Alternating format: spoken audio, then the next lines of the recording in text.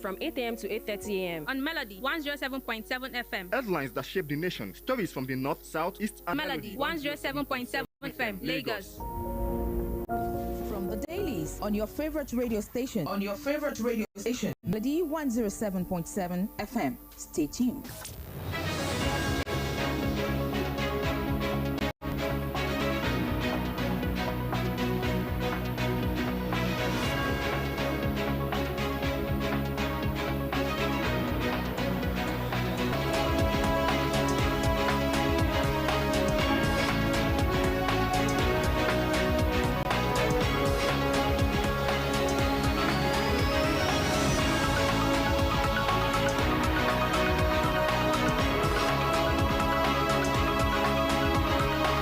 It's another Saturday to give you fresh stories from our national dailies in Nigeria, and another Saturday, which is the 15th day in the month of August, off from the dailies. I am Damilola. Ologbon, good morning. Happy weekend to you all, and welcome to the final edition of the dailies, where we get to give you stories, making it across various legitimate newspapers, keep you up to date how the situation is going across the country. Israeli Getmeradio, you're welcome to today's edition of From the Dailies. Remember, we will be giving you stories from our national newspapers, and do well to join the conversation on our Facebook page at Melody FM 1077. Melody FM 1077, and we will be discussing some of the headlines which we will see, or which will be found on the front covers of our national newspapers. Remember, From the Dailies comes on Melody 107.7 FM from Mondays up until Saturdays from 8 a.m. till 8:30 a.m. And today, let's get it started.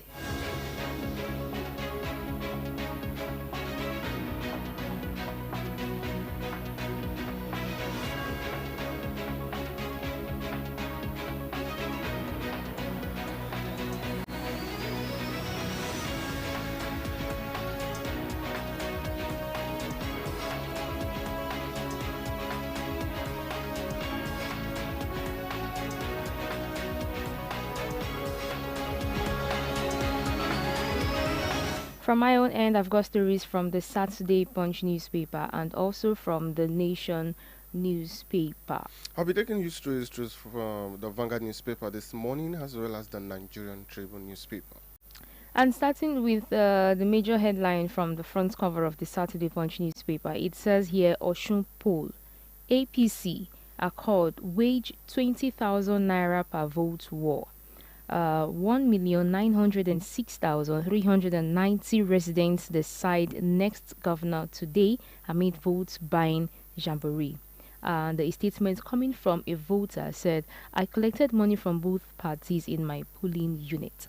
Adeleke Oyebamiji camps trade tackles over planned attacks. This is on page 4. Mr. Israel.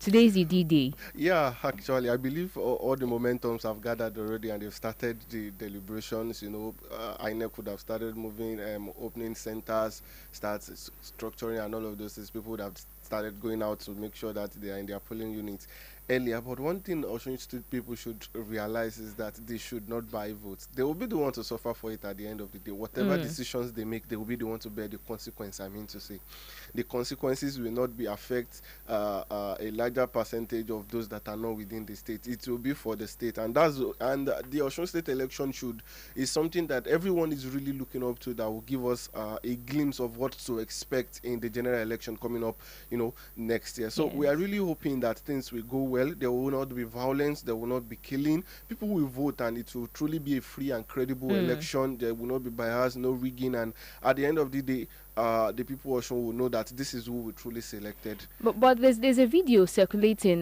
concerning vote buying, and there's a particular party which a woman from the party, or should I say a member of the party, was sharing rice to some women.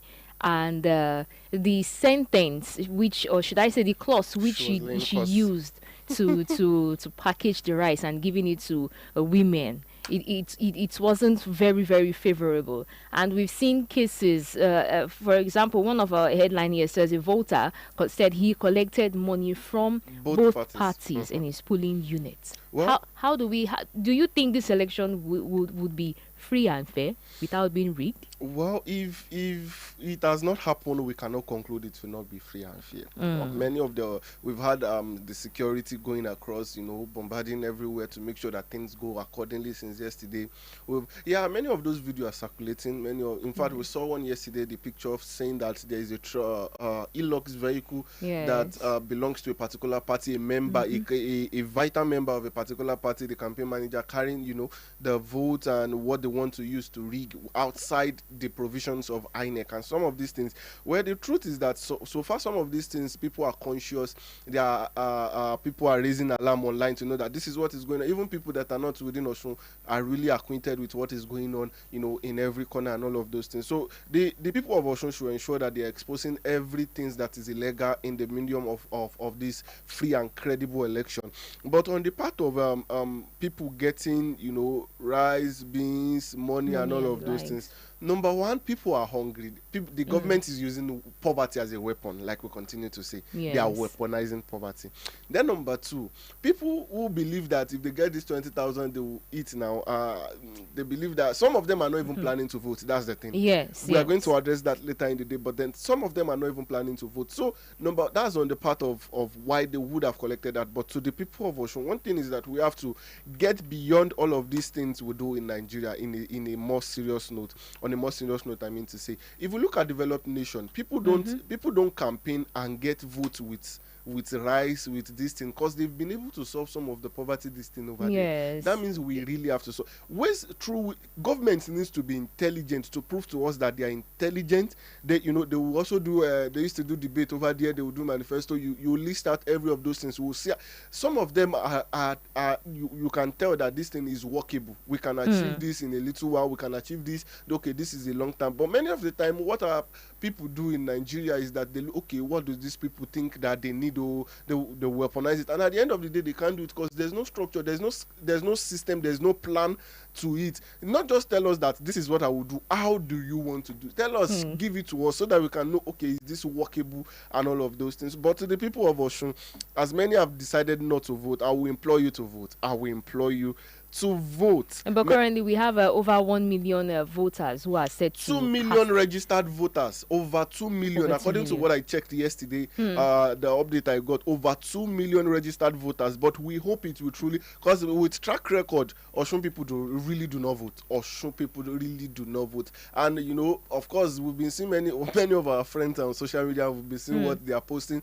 Many will say we'll vote accordingly. Many will say we'll vote let there be light and all of. So you can tell the interest of the majority actually from some of these, but online we not go out there to vote. We've learned that with track record of the general election. We've learned that from the track record of the Abia State election. So showing your interest, showing who you support online is not just enough. Go out there, make sure you vote, make sure you participate. Don't just be an artisan that you are not apathy and all of those things. Make sure you are politically inclined with what is going on, even in your polling unit. And one thing that has made the Osun State governorship election go round or trend massively is because the incumbent governor is the uncle of one of Nigeria's biggest Afrobeat artists, Davido. And over the weeks, he has been trending back to back on social media, calling out Hope Uzodinma, calling out Monday Okpebolo, and many dragging many people. Even the former governor of Osun State, he also dragged him some days ago. And he called out to President Donald Trump, the U.S. president, calling him national bodies. Yes, concerning the kind of things that are happening in the states as they all prepare for the election. And currently now, Davido is saying that allegedly some soldiers are stopping him from entering the states. Wow. We hope that the election goes peaceful. For now, INEC are already stating that election materials have gotten to some polling units. So let's see how it goes. Moving forward to other stories, this is also from the Punch newspaper. It says Tinubu dragged to court, European Union over INEC documents. And let me just read the first paragraph. It says former Vice President and presidential candidate of the African Democratic Congress, Atiku Abubakar, has dragged President Bola Tinubu before the federal court in Abuja, seeking his disqualification from the 2027 presidential election over alleged forged National Youth Service Corps certificate. This is as a legal counsel and chieftain of ADC submitted a petition against Tinubu to the European Commission in Brussels, Belgium, for allegedly submitting a forged certificate to the Independent National Electoral Commission. And the question is, when would we stop hearing cases of forged results, forged certificates, forged WAEC results, forged age, forged this and that? In fact, there's this guy that usually we see one particular picture that looks like the Mr. President online. The guy came outside and said he's going to sue Mr. President. Next time they use him as the past picture of Mr. President, he's going to sue him to court for billions of naira. I think I saw about a lot of billions and all of those things. You see, in a country where the judiciary is faulty, then the people will lack trust in judgment, actually. And we see professors supporting forgery, like Peter Obi will say, professors supporting things that are not according to law and all of those things. Sometimes it's really worrisome to see that many times things are going, and of course it's as a result of corruption. A result of corruption. But one place we need to at least start from to make sure that corruption is out of there immediately if we want a better country is the judiciary, because that's why it's easy for many politicians. Once you go in war with any politician now, they simply tell you, let's go to court, because they believe they can maneuver and do one or two things to in their favor and all of those things like that.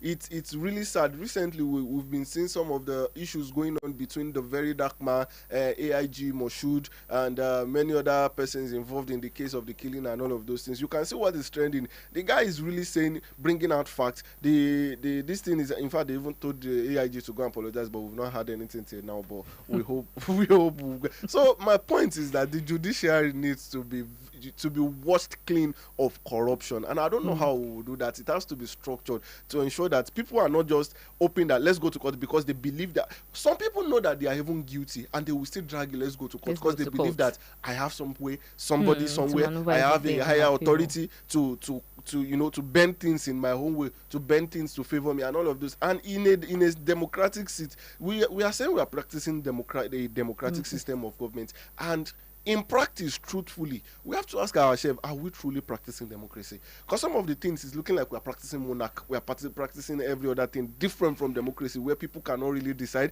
where the law cannot, truly decide who is right, who is wrong, but people will be the one to say, bend this thing and say that she is the one that is right. Bend this thing. We have to get across all of those things. And the general election is coming for. You don't want people to lose. Part of what will create more apathy is when people see that those that are voting self, what's the essence? So the INEC self needs to come up in such a time as this to show that they are credible. Although there have been some back and forth and all of those things with the INEC chairman, but at least we hope that things will go the right way in this time. Very soon. Let me pass it to you to take us through. All right, from the Nigerian Tribune newspaper this morning, we have quite a number of stories. Of course, the trending one is the Osun decides today, as the Nigerian Tribune is telling people, okay, IPAC urges voters to come out and vote without fear. Then we have this saying, FUK ASU begins active non-compliance over July salary cuts.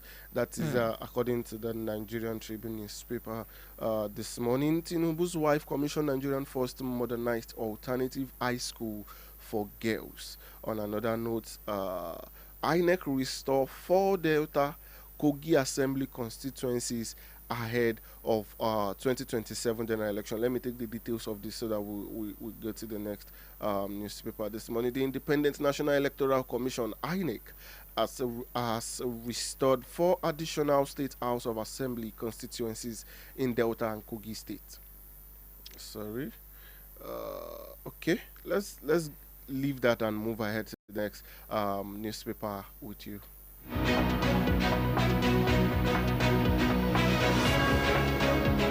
From the Nation newspaper, still the major headline is concerning Osun's governorship election, and other stories underneath from The front page, 2027 article files suit to disqualify Tinubu over NYSC certificate.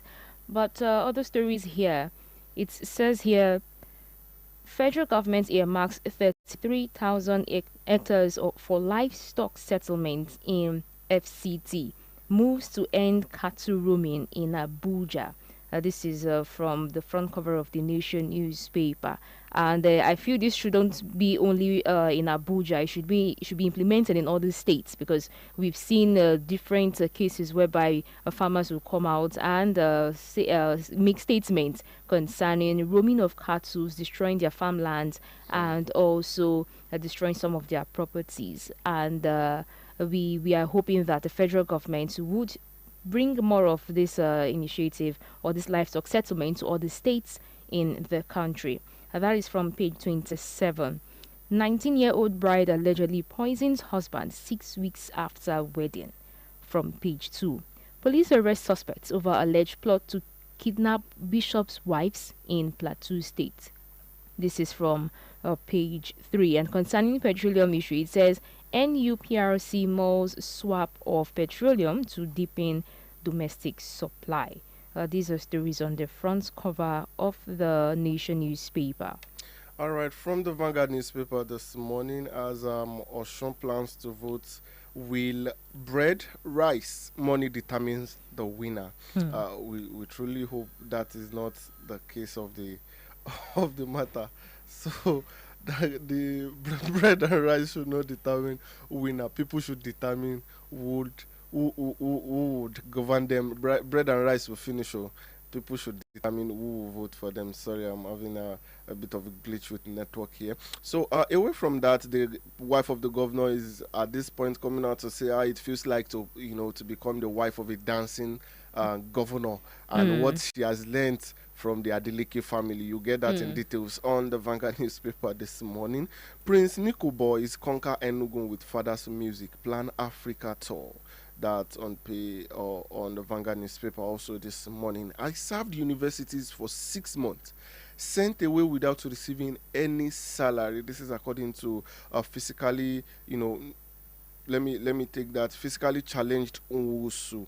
And for 16 long years after earning his degree from the Abia State University Uturu in 2010, Mr. Alexandra Uwosu, a person living with disability, searched for jobs and hopefully held firmly to one belief that someday he would secure a job and life would smile on him.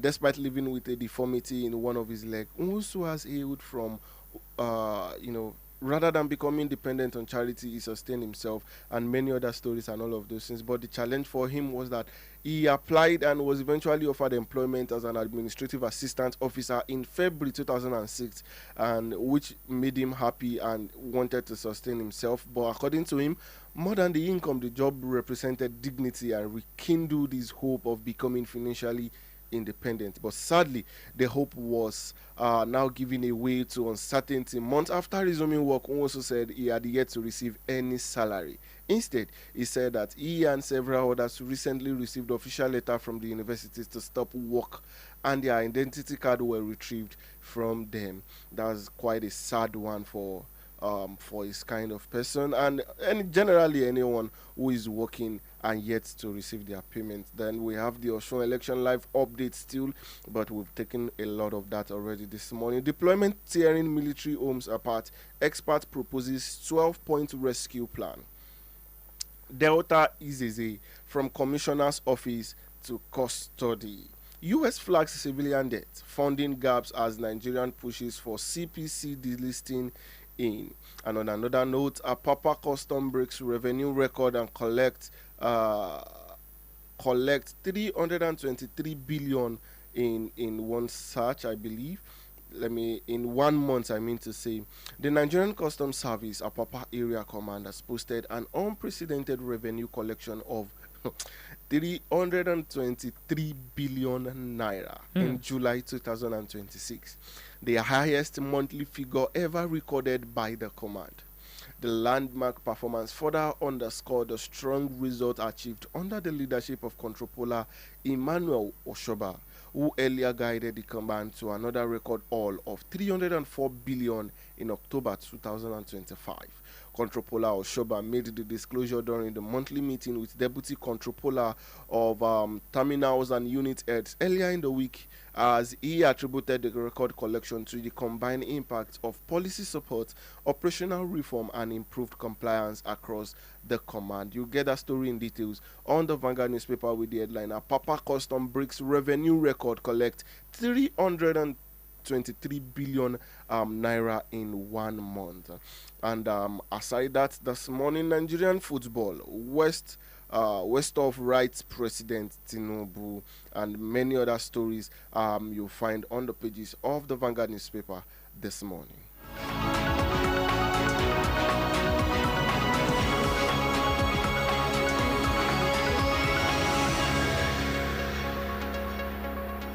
One story from the Punch newspaper here says Lakwera militants invade Sokoto community, 4 soldiers feared killed. And this is as the country still battles with insecurity. And it says here more than 300 suspected Lakwera militants on motorcycles reportedly invaded Kebbi town in Kebbi local government area of Sokoto state on Friday, engaging security forces in a gun battle and attacking shops, hospital, and vehicles. The heavily armed militants reportedly entered the town at about 10 a.m., prompting soldiers stationed at the military base outside the outskirts of Kebbi to open fire on them. A security expert in Sokoto, whose name is Bashar Altine, who disclosed the development, said 4 soldiers were allegedly killed during the exchange of fire. However, the casualty figure could not be independently confirmed at the time of filing this report. And this is, like I said, this is still concerning the fight between the country and militants, gunmen, and the likes. And we are hoping that very soon this comes to an end, because